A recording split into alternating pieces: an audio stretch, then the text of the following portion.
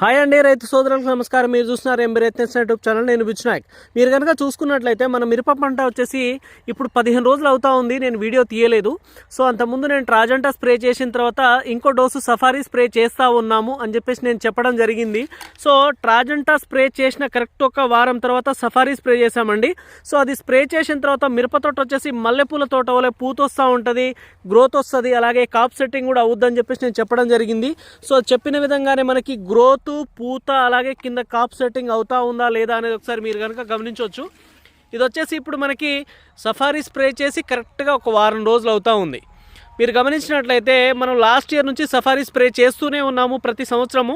మీరు ఈ safari spray చేస్తే పై ముడత పోతుంది, ఎర్రనల్లి క్లియర్ అవుతుంది, దాంతోపాటు చాలా చక్కటి గ్రోత్ వచ్చి ఆ గ్రోత్ మీద ఇమ్మీడియట్గా పూత వచ్చి ఆ పూత కాస్త చాలా చక్కటి కాపుగా సెట్ అయిపోతూ ఉంటుందండి. మీరు చూడండి ఒకసారి, కింద ఆల్రెడీ కాపు సెట్ అయి ఉంది పండు వండిన సిచ్యువేషన్ కింద.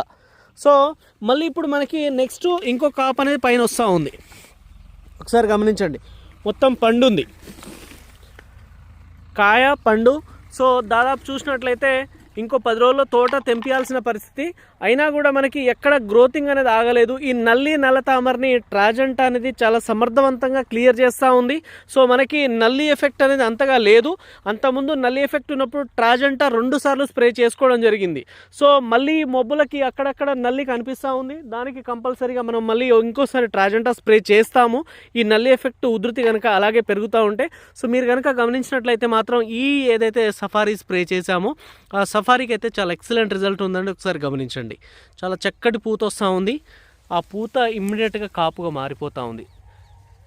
సెకండ్ స్టెప్కి చాలా బ్రహ్మాండంగా పనిచేస్తూ ఉంది. సఫారీ స్ప్రే చేసి ప్రజెంట్ ఇప్పుడు మనం కరెక్ట్గా ఒక 5-6 రోజులు అవుతూ ఉంది. ఇది సఫారీ రిజల్ట్. థ్యాంక్ యూ అండి.